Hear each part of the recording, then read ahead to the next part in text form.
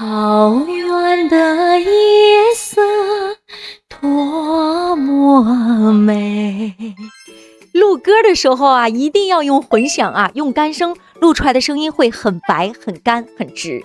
那这个声卡耳机呢，有5档混响模式，唱流行歌可以开标准混响，按下这个圆圈键，瞬间呢就是立体声。芸芸众生，你我相遇，声音在耳机里非常的有空间感。更关键的是啊，这个耳机还有一键消原声的功能。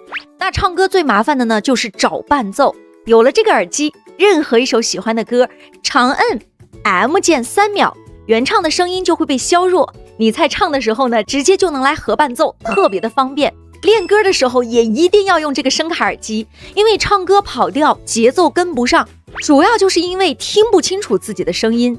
那这个耳机呢，有监听功能，这个是专业耳返，你把耳机插在手机充电孔，就能够通过麦克风收音，在耳返里面呢，能清楚的听到自己的歌声，哪个音走调了，哪个节奏跟不上，不用别人提醒，你自己就知道。你看演唱会上歌手是不是都要戴耳返？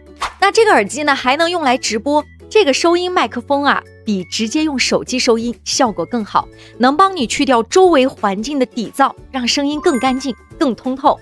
不需要任何的软件就可以直播收音啊。另外呢，还有很多直播效果，你长按这个加号，就有这个掌声特效，然后这里面还有大笑的特效，长按减号。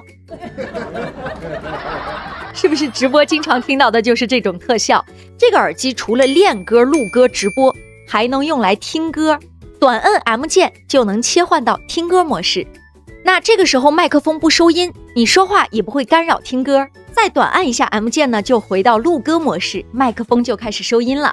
那这个声卡耳机呢，真的很方便，有多种功能，监听、收音、声卡、混响，还有修音的功能。这个耳机呢，不用充电啊，你去公园直播或者外出听歌唱歌，随时插在手机上就能用。这款耳机啊，我是精挑细选了非常多家，因为它是一个专业设备，高中低频，非常的舒服，能让你的声音明亮，但不会刺耳，是那种圆润饱满的明亮。